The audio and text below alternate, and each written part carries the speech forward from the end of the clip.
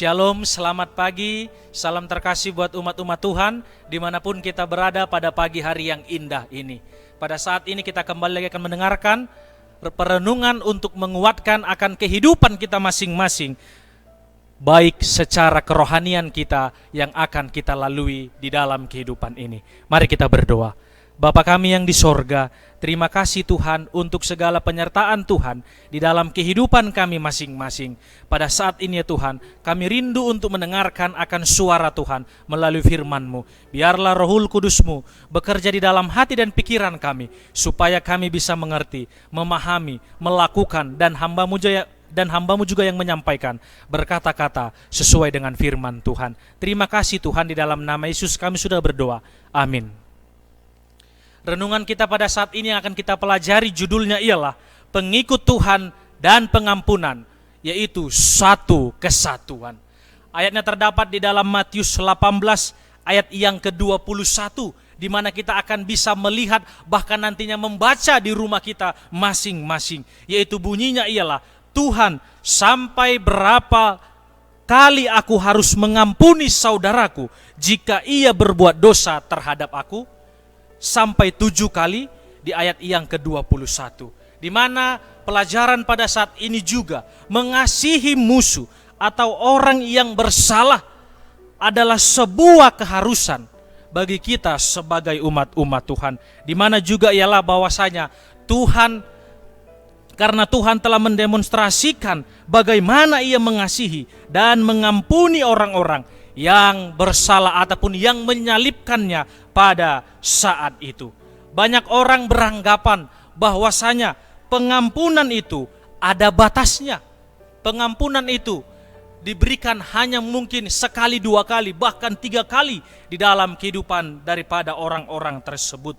Contohnya, mengampuni 3 kali orang lain yang berbuat kesalahan, dirasa itu sudah baik ataupun dirasa itu sudah cukup. Namun Tuhan Yesus ingin memperjelas akan ajarannya tentang pengampunan yang sesungguhnya kepada umat-umat Tuhan. Di mana pelajaran kita juga pada saat ini ketika Petrus datang kepada Yesus dan bertanya berapa kali ia harus mengampuni orang yang bersalah terhadapnya. Yesus menyampaikan di ayat yang ke-22, bukan sampai 7 kali, melainkan sampai 70 kali 7 kali. Ayat yang ke-22. Apa maknanya di sini? Yaitu di dalam kehidupan kita sebagai manusia, apakah kita harus menghitung kalau mau mengampuni? Jawabannya sudah barang tentu sama sekali tidak. Artinya kita harus mengampuni sebagaimana Tuhan mengampuni akan kesalahan kita ataupun dosa-dosa kita. Tidak terbatas dikatakan akan jumlahnya.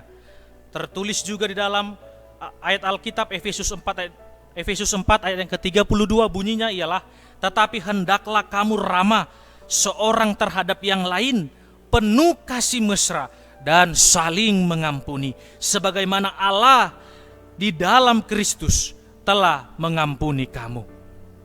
Pengampunan juga berbicara tentang kualitas, bukan juga tentang kuantitas.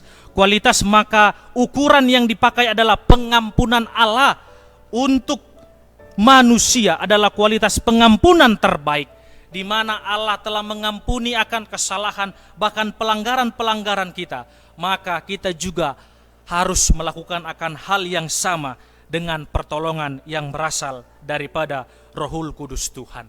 Anugerah pengampunan dari Tuhan inilah yang harus menjadi ukuran pengampunan kita terhadap siapapun mungkin orang yang berbuat salah di dalam kehidupan kita masing-masing. Biarlah juga kita sebagai umat-umat Tuhan bahwasanya kita melihat betapa sering kita tidak menghargai pengampunan terkadang yang berasal daripada Tuhan, sehingga kita begitu sulit untuk mengampuni akan orang lain.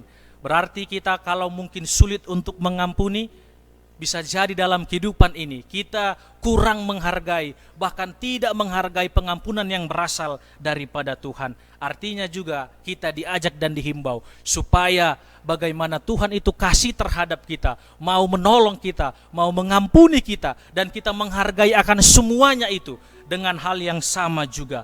Maka pengampunan akan bisa kita berikan kepada orang-orang lain di dalam kehidupan ini. Adalah doa dan harapan kita. Tuhan memberkati. Amin.